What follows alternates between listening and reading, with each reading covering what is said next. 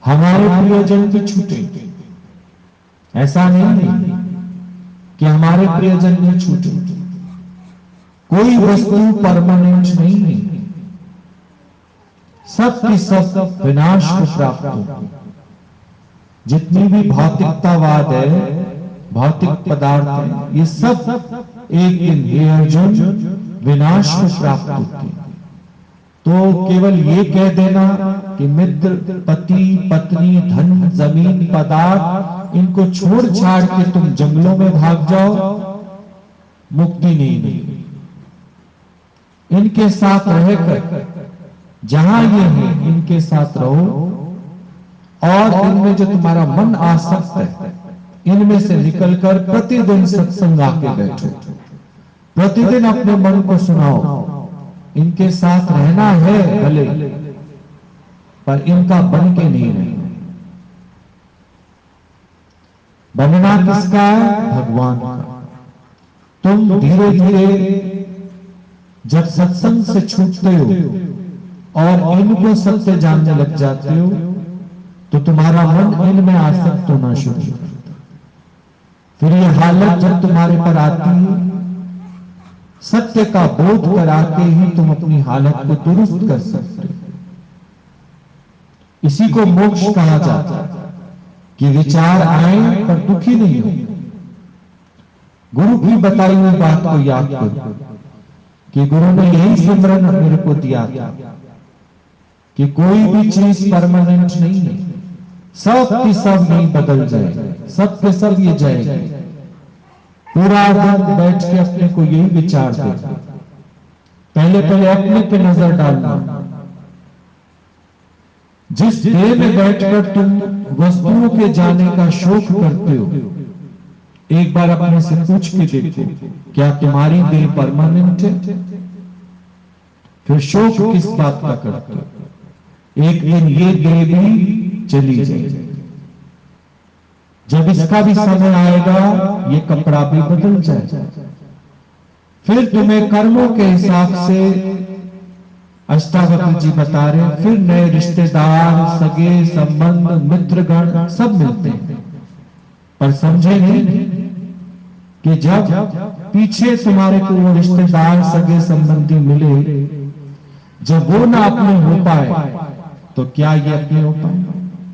सरकारी जॉब वाले होते, कभी उनकी ट्रांसफर फरीदाबाद में हो जाती है, तो फिर उनका एक नया माहौल बनता है, नया लेना देना व्यवहार बनता है। अचानक उनकी ट्रांसफर जींद में हो जाती है। एक साल वहां रहने के बाद उनकी ट्रांसफर जींद में हो जाती है। फिर वहीं एक नया कमरा लेते हैं, मकान मालिक मिलता है उनको, आस पड़ोस मिलता है, उनसे दिल लगने लग जाता है। फिर इसकी ट्रांसफर हो जाती है करनाल। अब करनाल में रहते, पर अब करनाल में रहकर सच को जानो, लगाव नहीं करना। जब वहां सामान उतारना तभी सोच लेना, कभी भी लेटर आ सकती है, क्योंकि सरकारी नौकरी है भैया, हम सारे सरकारी मुलाजिम, कभी भी ट्रांसफर हो सकती है। दावा न जमा लेना, ये देश है बेगाना, इस घर में तुझे प्राणी वापस नहीं आना। फिर करनाल शिफ्टिंग हुई।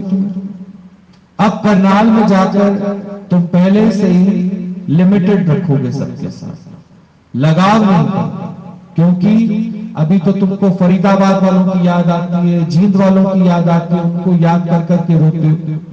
करनाल वालों को भी दिल में बसा लोगे तो ये मोक्ष नहीं है, मुक्ति नहीं, ट्रांसफर है। देखो बार बार क्या चाहिए, तो तुम ट्रांसफर होते हो या तुम्हारे वालों की ट्रांसफर हो जाती है। सदा से साथ में कोई नहीं रहता। सदा ना संग सहेलियां, सदा ना काला केश। गुरु नानक देव जी ने ट्रांसफर को इस तरीके से बताया।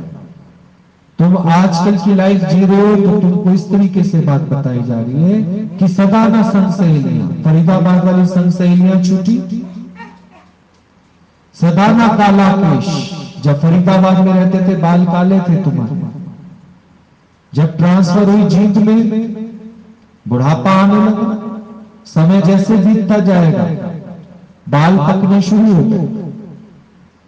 अब तुम्हें कभी कोई फरीदाबाद वाला मिल जाएगा कहीं, कहेगा अरे आप तो बुढ़े हो गए, बोला और क्या। सदा में संग सहेलियां, सदा से वो यार दोस्त भी नहीं रहते जिनके पीछे तुम मरे गिरे रहते हो। नहीं, सारा दिन देखो तुम सत्य के पीछे भागते हो या इन चीजों के पीछे भागते हो।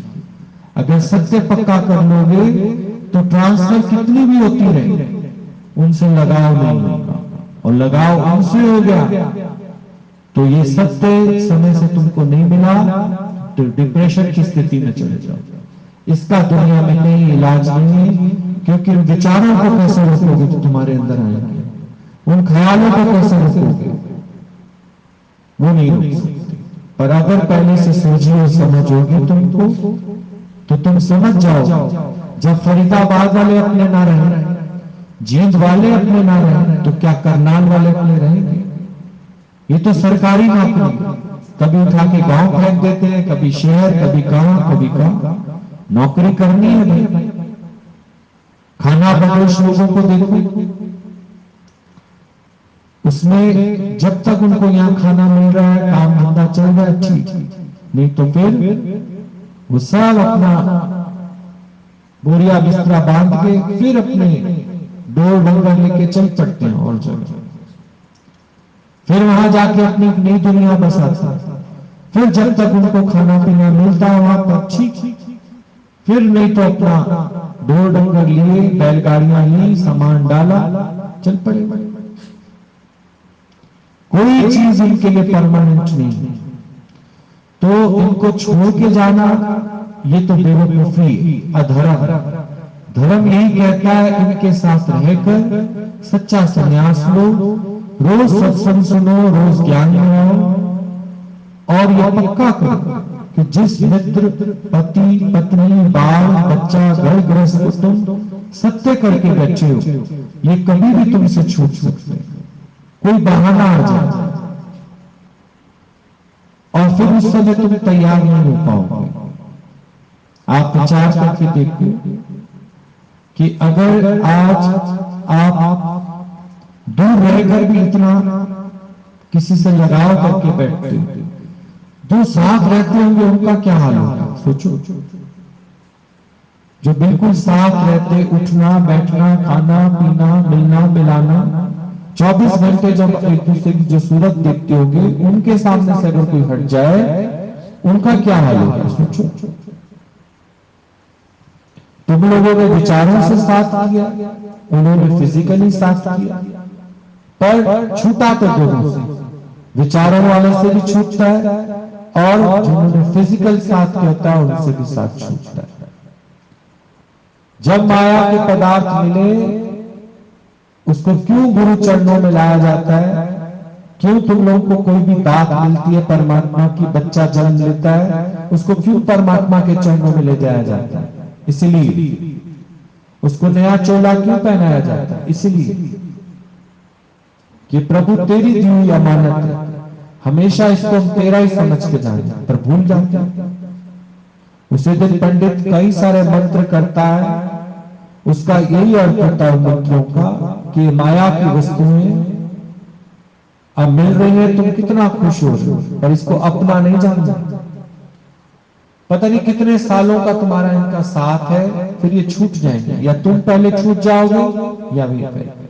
फिर आप देखो तब भी पंडित को बुलाया जाता है, मंदिर बुलाया जाता है, और जब संसार से प्राणी जाता है तो उसकी आत्मा की शांति के लिए फिर वो आयोजन कहाँ होता है, मंदिर में किया जाता है। फिर साध संगत को बुलाया जाता है, तब भी यही पाठ किया जाता है। तभी तो गुरुद्वारा साहब में देखो हमेशा एक ही वाणी चलती रहती है, चाहे बच्चा जन्म ले या फिर कोई मृत्यु को प्राप्त हो, वहां हमेशा अखंड पाठ चल रहा होता है और कड़ा प्रसाद ही किया जाता है, क्योंकि उनके लिए जन्म और मृत्यु की स्थिति एक ही। दोनों सूरतों में भगवान को याद रखा जाता है, इसलिए भगवान ही एक शाश्वत है जिसको सत्य कहा गया, उसी को पा जाओ। दिन रात इसके लिए पुरुषार्थ करो, नहीं तो ये हालत कभी किसी के साथ आई तो उससे निपटना बहुत मुश्किल हो जाए। पर अगर सत्य की ताकत तुम्हारे पास होगी, ये समझ तुम्हारे पास होगी, तो तुम औरों को भी समझ दे पाओगे कि नहीं, गुरु ने कहा कोई भी वस्तु परमानेंट नहीं है, कोई विषय कोई व्यक्ति परमानेंट नहीं है। जीते जीवन से मोक्ष पालो, रहो भले इनके साथ में, सकलते मध्य सकलते उतार, पर इनको सच करके नहीं जाना। मिथ्या है ये बदलेंगे बदलेंगे। ठीक।